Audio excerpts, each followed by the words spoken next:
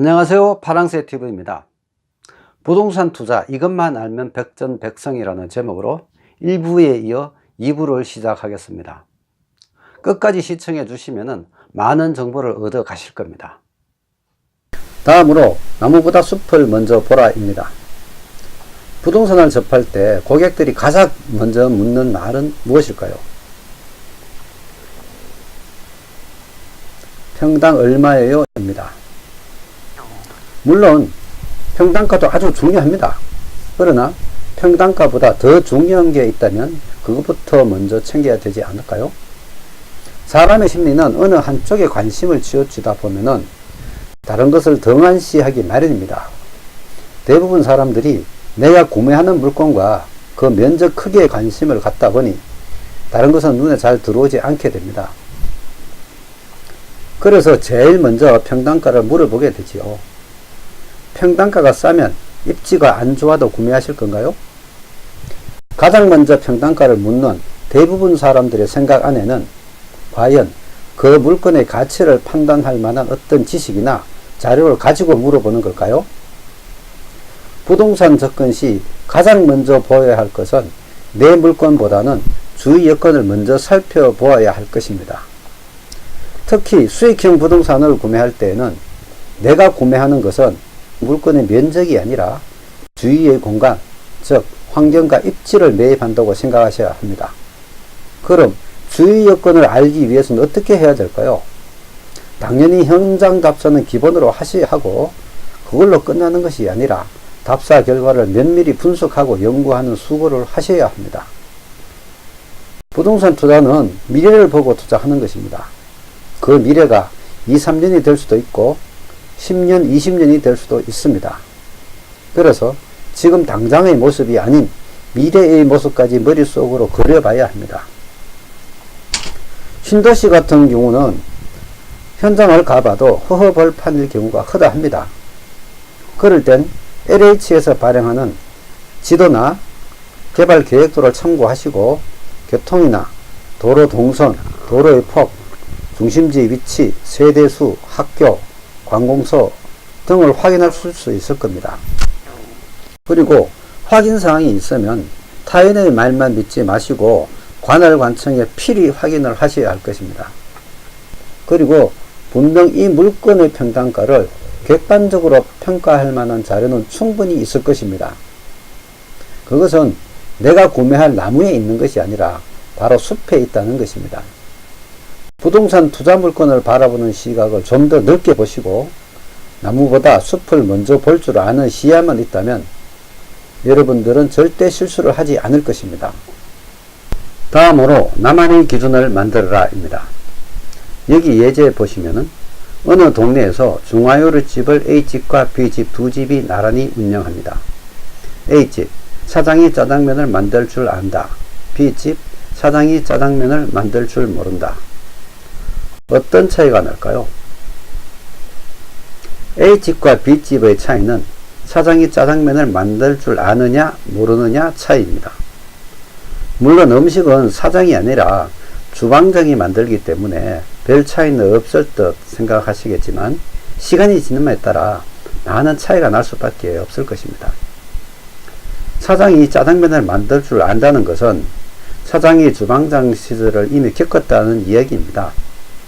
A집 경우는 사장의 경험이 있기에 종업원들을 컨트롤하고 업소의 운영 방향을 결정할 수 있지만 B집의 경우는 종업원에게 끌려갈 수밖에 없습니다. 아무리 유능한 종업원일지라도 사장보다 열정적이거나 책임감이 강할 수는 없습니다. 부동산 투자도 같을 것입니다.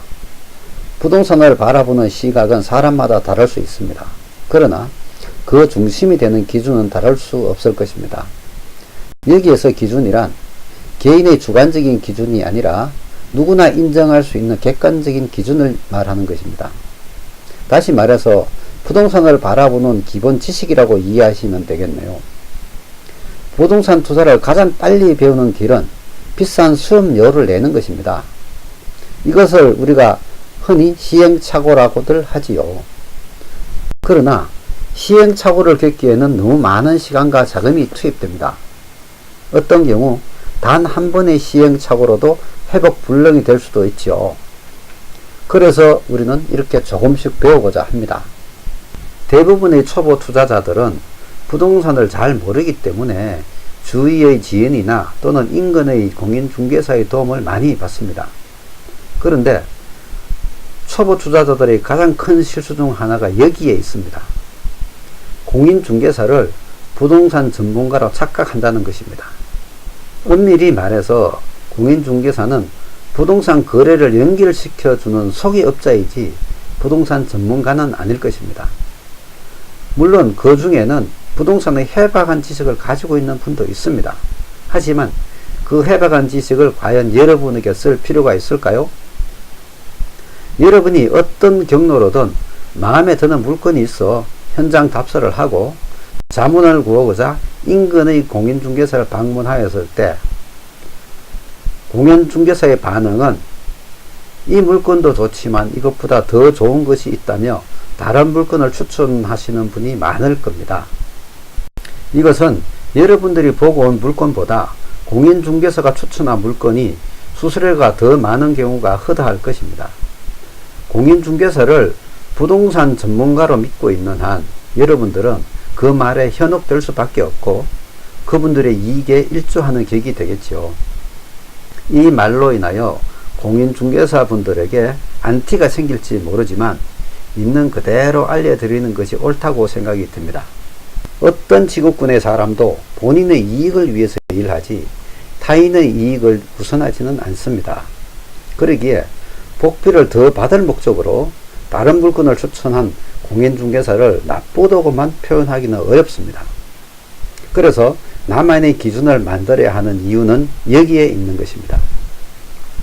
내가 부동산의 기본 지식을 알고만 있다면 지인이나 공인중개사 등의 이야기를 참고로만 삼으면 그만인 것을 모르기 때문에 추천자의 말에 따라가는 시행착오를 겪을 수 있다는 것입니다.